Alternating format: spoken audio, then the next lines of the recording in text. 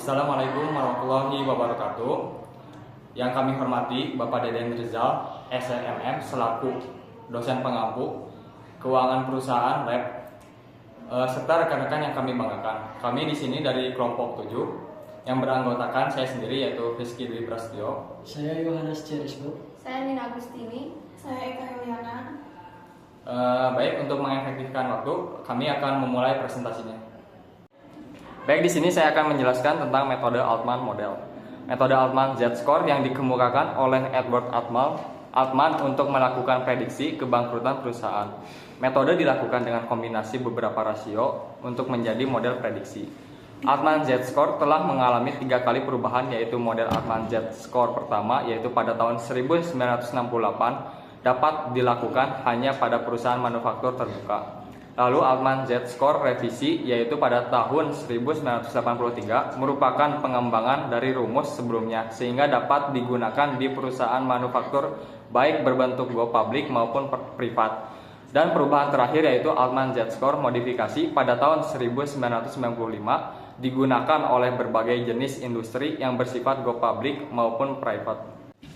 Rumus model Altman Z-score mengalami perubahan sebanyak 3 kali. Yang pertama pada tahun 1968 dengan rumus Z sama dengan 1,2 dikali X1 ditambah 1,4 dikali X2 ditambah 3,3 dikali X3 ditambah 0,6 dikali X4 ditambah 1,0 dikali X5 dengan X1 sama dengan modal kerja dibagi total aset, X2 laba ditahan dibagi total aset, X3 laba sebelum bunga dan pajak dibagi total aset, X4 nilai pasar ekuitas dibagi total kewajiban, X5 penjualan dibagi total aset. Yang kedua, perubahan yang kedua pada tahun 1983 dengan rumus Z sama dengan 0,717 dikali X1 ditambah 0,847 dikali X2 ditambah 3,107 dikali X3 ditambah 0,42 dikali X4 ditambah 0,998 dikali X5 dengan X1 sama dengan modal kerja dibagi total aset, X2 laba ditahan dibagi total aset, X3 laba sebelum bunga dibagi total aset, X4 nilai pasar ekuitas dibagi total kewajiban, X5 penjualan dibagi total aset. Perubahan yang terakhir yaitu pada tahun 1995 dengan rumus Z sama dengan 6,56 dikali X1 ditambah 3,26 dikali X2 ditambah 6,72 dikali X3 ditambah 1,05 dikali X4 dengan X1 sama dengan modal kerja dibagi total aset, X2 laba ditahan dibagi total aset, X3 laba sebelum bunga dan pajak dibagi total aset, X4 nilai bunga ekuitas dibagi total utang. Adapun kategori perusahaan. Kategori perusahaan untuk menganalisis kebangkrutan berdasarkan pada penilaian Z-score modifikasi yaitu nilai Z lebih besar 2,6 dikategorikan sebagai perusahaan dalam keadaan sehat atau tidak mengalami kesulitan keuangan. Nilai Z antara 1,1 sampai dengan 2,6 dikategorikan pada grade area atau daerah kelabu karena masih memiliki potensi kesulitan keuangan.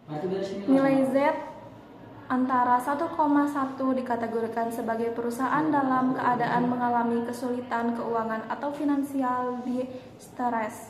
Adapun di sini kami menganalisis industri pertambangan, yaitu yang pertama PT Harum Energi Tbk dengan kode HRUM. Yang kedua ada PT Aneka Tambang Tbk dengan kode ANTM. Yang ketiga PT Bumi Resort Minerals Tbk dengan kode BRMS.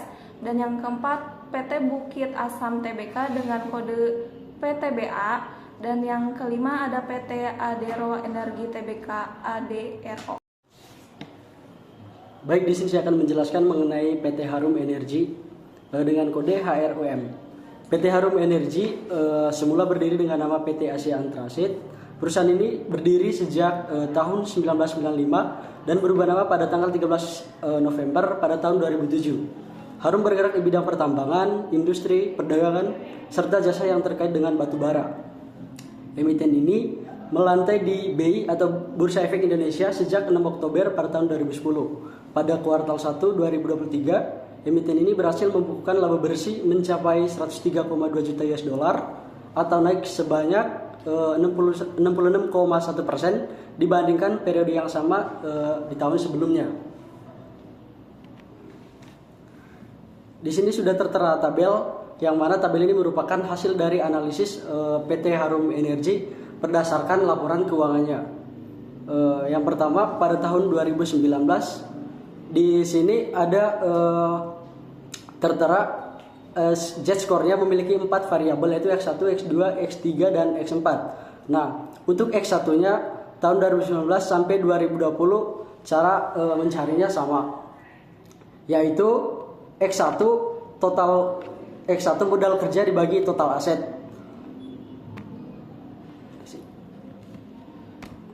Untuk total asetnya sendiri, modal kerjanya sendiri itu diperoleh dari total aset lancar dikurangi total utang lancar, dapatlah modal kerja di sini. Modal kerja senilai 251.119.333 dibagi dengan total aset 447.001.954, dapatlah X1-nya yaitu 0,5752209.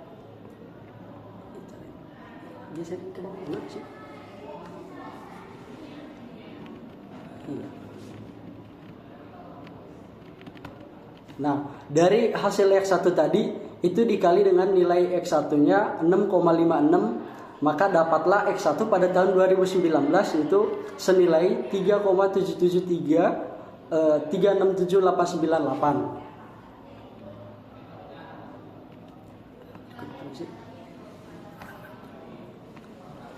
Baik, untuk X1 pada tahun 2020 di sini senilai 2,955659,824. Angka ini diperoleh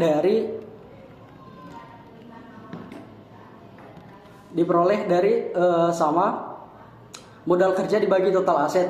Nah, total aset lancar pada tahun 2020 itu sebesar 249.455.822 dikurangi 24.761.588, maka dapatlah modal kerja senilai 224.694.234 dibagi dengan total aset 498.702.216, maka dapatlah X1 untuk 2020 0,45 05579. X1 dikali dengan nilai X1 yaitu 6,56, maka dapatlah X1 untuk tahun 2020 sebesar 2,955659968. Nah, untuk X1 2021 sampai 2023 sama cara carinya. Nah, berikutnya saya akan menjelaskan mengenai X2. Untuk X2-nya sendiri, X2-nya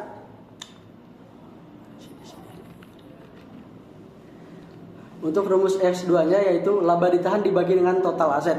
Nah, laba ditahan pada tahun 2019 yaitu 190.507.183 dibagi dengan total aset 447.001.954. Nah, dapatlah X2-nya 0,4261.887. Hasil ini dikalikan dengan nilai X2-nya yaitu 3,26, maka pada tahun 2019 X2-nya sebesar 1,389375172. Baik, lanjut di X2 untuk tahun 2020. Di sini sebesar 1,631958608. Nah, angka ini diperoleh dari pada tahun 2020 laba ditahan sebesar 249.650.741 dibagi dengan total aset 498.702.216, maka hasilnya X2 0,500608 dikali dengan nilai X2 yaitu 3,26, maka pada tahun 2020 X2 sebesar 1,663195869. Nah, untuk tahun 2021 sampai 2023 sama cara carinya, yaitu laba ditan dibagi dengan total aset dikali dengan nilai X2 itu 3,26, maka pada tahun 2021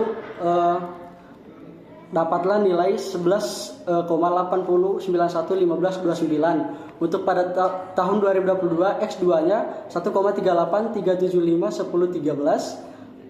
2023 nilai X2-nya itu 1,4363 71091. Nah, berikutnya ke X3.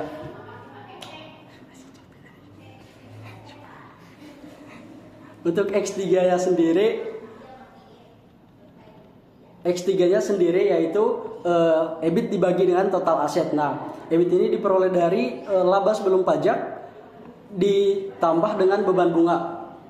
Nah, di sini laba sebelum pajaknya itu 25.627.895, itu ditambah dengan beban bunga sebesar 5.505.306, maka dapatlah EBIT yaitu sebesar 31.133.201 dibagi dengan total aset 447.001.954, maka dapatlah hasil untuk X3-nya itu 0,0696489.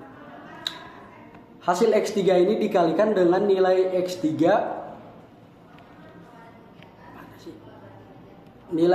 yaitu 6,72, maka dapatlah X3 untuk tahun 2019-nya yaitu 0,46804079. Pada tahun 2020 untuk X3-nya yaitu sama carinya laba sebelum pajak sebesar 64.171.397 dijumlahkan beban bunga senilai 3,879082, maka diperolehlah EBIT di sini 68.05048 dibagi dengan total aset 498.702.216, maka dapatlah hasil X3 untuk tahun 2020 yaitu 0,136451 dikali dengan nilai X3 yaitu 6,72, maka untuk nilai X3 pada tahun 2020 yaitu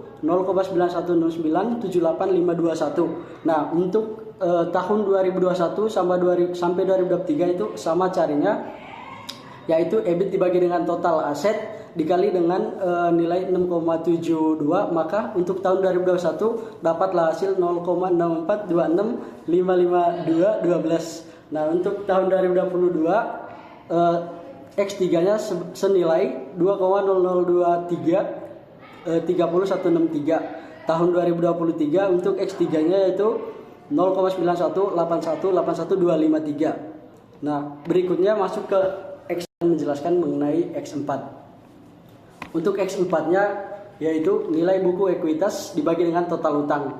Nah, untuk pada tahun 2019 nilai buku ekuitasnya itu 399.583.513 dibagi dengan total utang senilai 47.418.441, maka dapatlah X4 pada tahun 2019 sebesar 8,42675348. Nah, untuk tahun 2020-nya pada X4 cara carinya sama, yaitu nilai buku ekuitas dibagi dengan total utang, maka hasil X4 pada tahun 2020 yaitu 0,35851096. Untuk 2021 sampai 2023-nya sama. Jadi di sini tinggal dimasukkan ke Z-score. Nah, untuk Z-score sendirinya pada tahun 2019 itu dijumlahkan keempat variabel ini, yaitu X1, X2, X3 dan X4. Di sini tinggal dijumlahkan 3,77 plus 1,3893 plus 0,4680 plus 8,8480, maka dapatlah nilai Z-score pada tahun 2019 yaitu sebesar 14,478956. Maka PT Harum ini dinyatakan sehat untuk pada tahun 2019-nya karena nilai Z-score lebih besar dari 2,6 karena 14,47 2,4789 itu lebih besar dari berapa?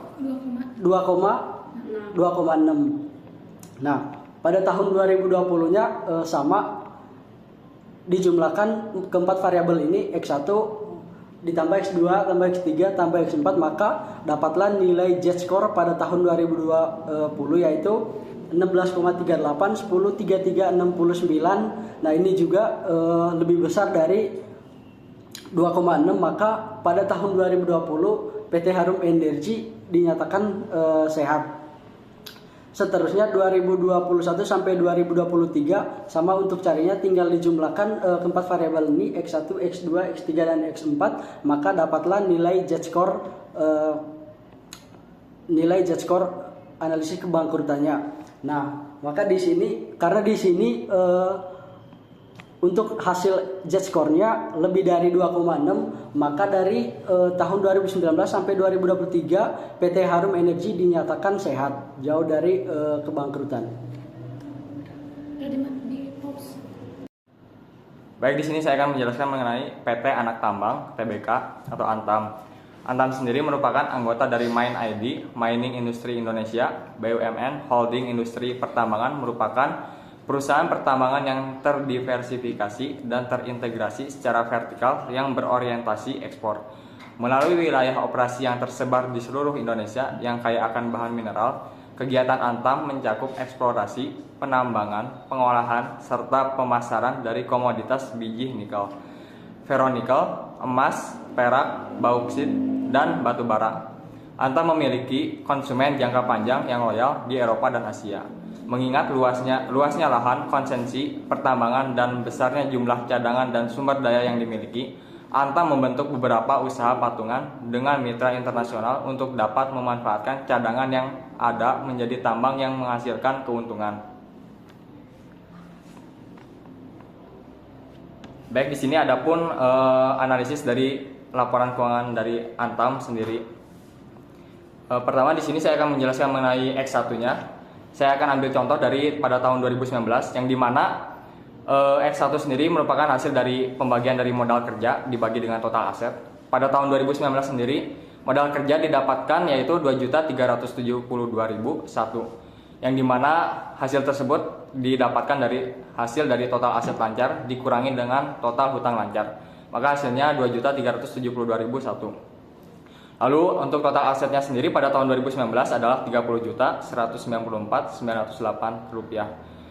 Yaitu maka aset tersebut dibagi modal kerja dibagi dengan total aset menghasilkan 0,175.302.339. Lalu untuk X2-nya sendiri merupakan rumus hasil dari pembagian antara laba ditahan dibagi dengan total aset, yaitu 7.912.775 dibagi 30.194.908, maka menghasilkan 0,000255157. Untuk X3-nya sendiri yaitu menggunakan rumus EBITDA dibagi dengan total aset. Untuk EBITDA sendiri didapatkan dari laba sebelum pajak dikurangi laba sebelum pajak ditambah dengan beban bunga, maka menghasilkan 920.395.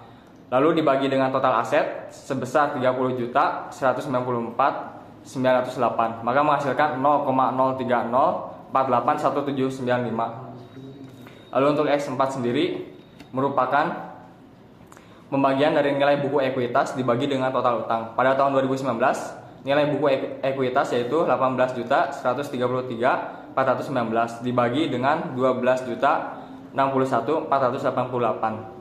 Maka menghasilkan angka 1,50341453. Lalu pada tahun 2019 nilai Z-score-nya menghasilkan 3,153055717 dan dinyatakan sehat. Adapun daripada tanggal 2020 sampai 2023 hasilnya di atas dari 2,60 yang berarti PT Antam sendiri sehat jauh dari kebangkrutan. Di sini saya akan menjelaskan mengenai hasil dari PT Bumi Research Mineral. PT Bumi Research Mineral Tbk atau BRMS didirikan dengan nama PT Panorama Timur Abadi pada tanggal 6 Agustus tahun 2003 sebagai penyedia pelumas untuk industri pertambangan. Pada tahun 2009, perusahaan ini diakuisisi oleh Bumi Research dan berganti nama pada tahun yang sama. Saat ini perusahaan bergerak dalam bidang eksplorasi dan pengembangan pertambangan, termasuk tembaga, emas, seng, timbal, dan bahan berharga lainnya. Melalui anak perusahaannya, perseroan mengelola lokasi pertambangan yang berlokasi di Dairi, yaitu di Sumatera Utara, Poboya di Sulawesi Tengah, dan Bone Bolango di Gorontalo. Kantor pusat berlokasi di Gedung Bakri Tower lantai 6 dan 10, Kompleks Rasuna Epicentrum, Kuningan, Jakarta. Baik, di sini saya akan menjelaskan mengenai hasil perhitungan analisis kebangkrutan PT Bumi Research Mineral BRMS. Yang pertama yaitu ada X1. X1 didapat dari modal kerja dibagi total aset, yang mana modal kerja didapat dari hasil total aset lancar dibagi total hutang lancar.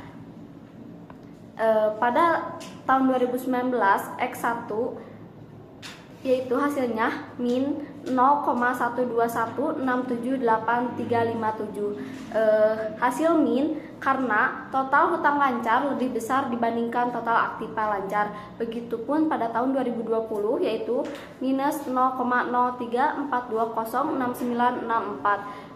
Sama juga karena total hutang lancar lebih besar daripada total aktiva lancar. Pada tahun 2021 hasil X1 yaitu 0,168663099 dan pada tahun 2022 yaitu 0,1032651777. Pada tahun 2023 yaitu 0,0449993243. Selanjutnya yaitu untuk menghitung X2 didapat dari laba ditahan dibagi total aset. Pada tahun 2019 hasil X2 yaitu 1,4239711181, tahun 2020 1,499857936, pada tahun 2021 0,8292526682, pada tahun 2022 0,7394838888, pada tahun 2023 yaitu 0,7104405516. Untuk X3 rumusnya didapat dari EBIT dibagi total aset. EBIT didapat dari laba sebelum pajak ditambah beban bunga. Untuk hasil X3 pada tahun 2019 yaitu 0,002008731.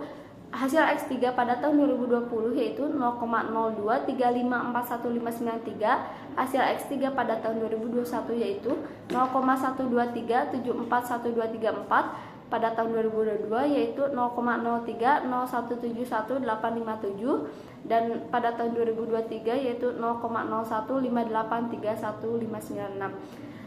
Selanjutnya yaitu perhitungan X4 yang didapat dari nilai buku ekuitas dibagi total hutang. Pada tahun 2019 hasil X4 yaitu 2,2288883132. Tahun 2020 4,797958994. Pada tahun 2021 8,725133905. Pada tahun 2022 yaitu 7,633812514. Pada tahun 2023 yaitu 7152615586. Untuk menghitung nilai Z-score, seluruh variabel dijumlahkan. Tapi sebelum menjumlahkan, untuk X1 dikali dulu terlebih dahulu dengan 6,56. Hasil perkalian antara 6,56 dengan X1 pada tahun 2019 yaitu minus 0,798210024. Pada tahun 2020 yaitu 0,2243976682. Pada tahun 2021 1,106429993. Pada tahun 2022 yaitu 0,677419556. Pada tahun 2023 yaitu 0,295155674. Begitupun selanjutnya yaitu X2 dikali dengan 3,26, X3 dikali dengan 6,72, X4 dikali 1,5. Setelah mendapatkan hasil perkalian tersebut, dijumlahkan seluruh variabel tersebut dan dapat dihitung hasil nilai Z-score untuk keseluruhannya, yaitu pada tahun 2019 yaitu hasilnya 6,7103911615. Angka tersebut di atas angka kategori perusahaan bangkrut, otomatis perusahaan tersebut pada tahun 2019 tidak mengalami kebangkrutan karena di atas 2,6. Begitupun pada tahun 2020 yaitu angka tersebut di atas 2,6 yaitu 10,40, maka perusahaan tersebut masih tetap sehat. Begitu pula pada tahun 2021 angka tersebut didapat sebanyak 14,10,125,633. Angka tersebut juga masih menyatakan bahwa perusahaan tersebut sehat. Pada tahun 2022 didapat angka 11,572,60925 dan angka tersebut menyatakan perusahaan tersebut masih tetap sehat. Pada tahun 2023 didapat hasil 10,48358504 dan sama juga hasil tersebut masih menyatakan bahwa perusahaan tersebut sehat. Maka dalam 5 tahun terakhir perusahaan tersebut merupakan perusahaan yang tidak mengalami kebangkrutan atau perusahaan yang sehat. Baik, di sini saya akan menjelaskan hasil analisis laporan keuangan dari PT Bukit Asam dengan kode PTBA. PT Bukit Asam Tbk adalah perusahaan yang berbasis di Indonesia yang utamanya bergerak dalam industri pertambangan batu bara.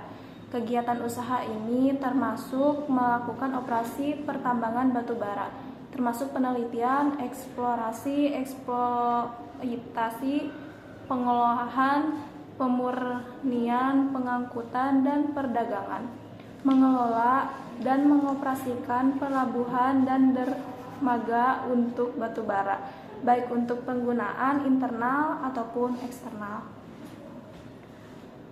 Mengelola dan mengoperasikan pembangkitan listrik tenaga panas baik untuk menggunakan internal atau eksternal, dan menyediakan pertambangan batu bara dan konsultasi dan layanan rekayasa terkait produksi.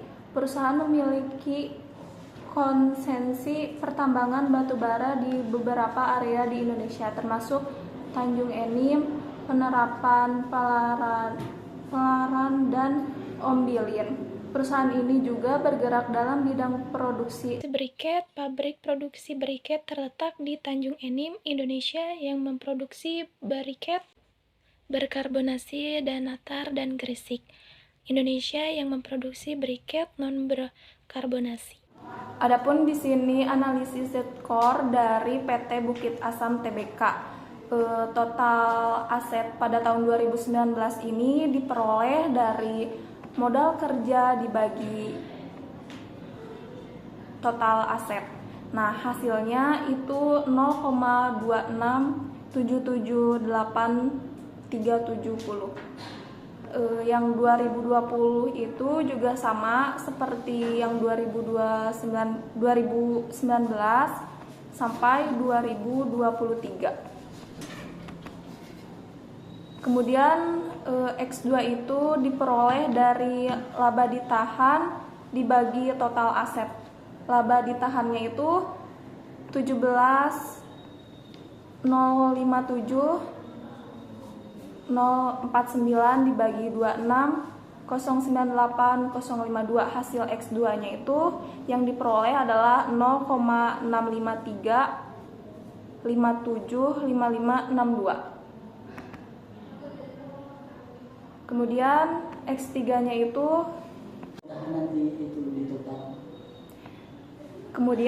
X3 itu total asetnya hasil dari X3 itu laba sebelum bunga dan pajak dibagi total aset yang hasilnya 0,24133.703 pada tahun 2019.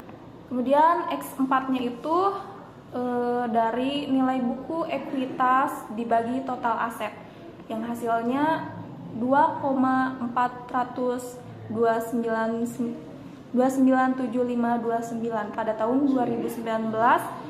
Cara menghitungnya juga sama seperti 2019 hingga 2023. Kemudian nilai Z-score ini diperoleh dari 2019 ini dikali hasil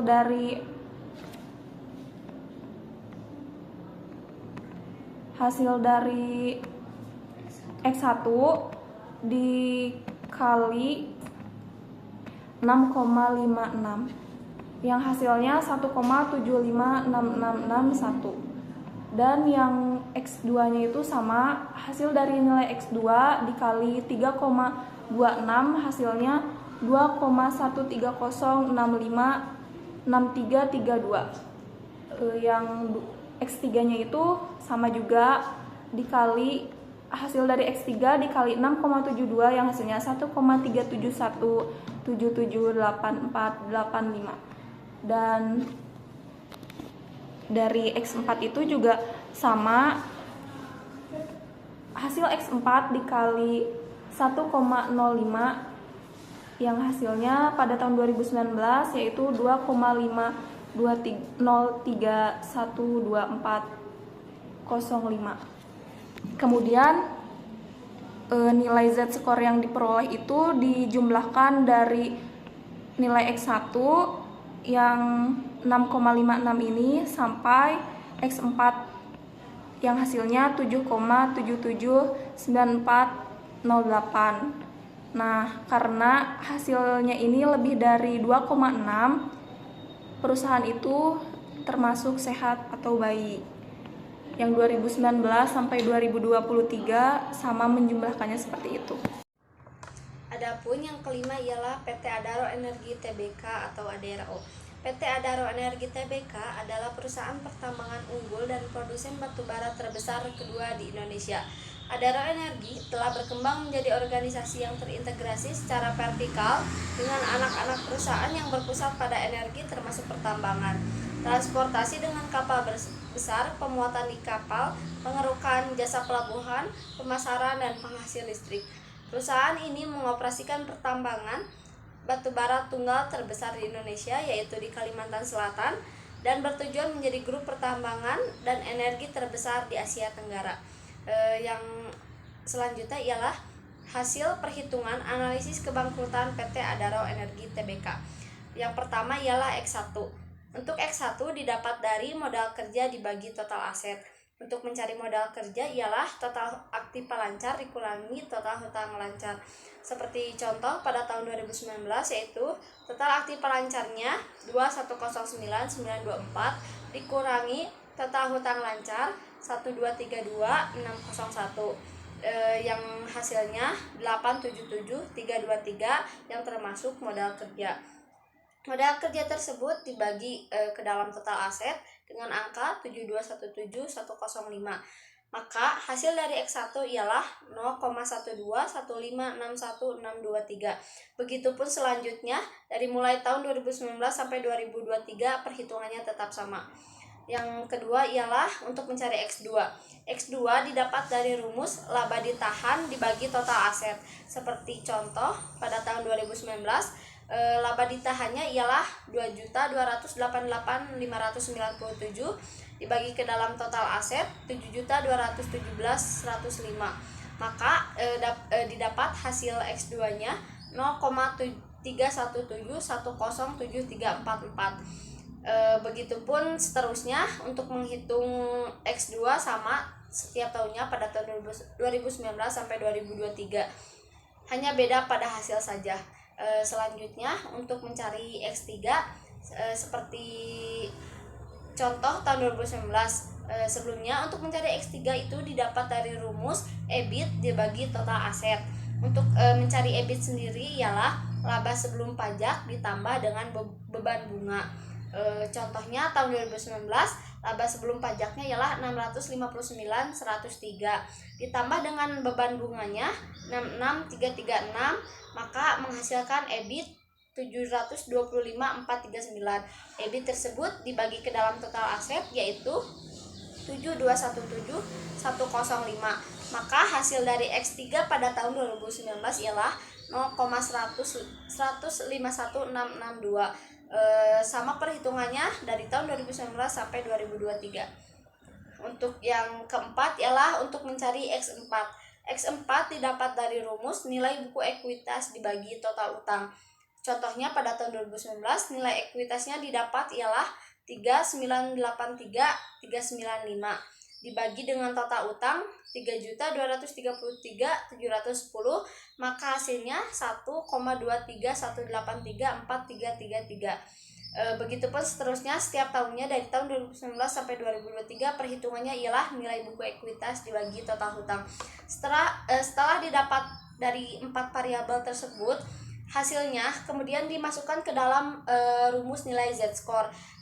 Untuk X1 dikali dulu terlebih dahulu dengan 6,56. Contoh pada tahun 2019 tadi, hasil X1-nya ialah 0,121561623 dikali dengan 6,56, maka hasilnya 0,797444249 ditambah dengan X2.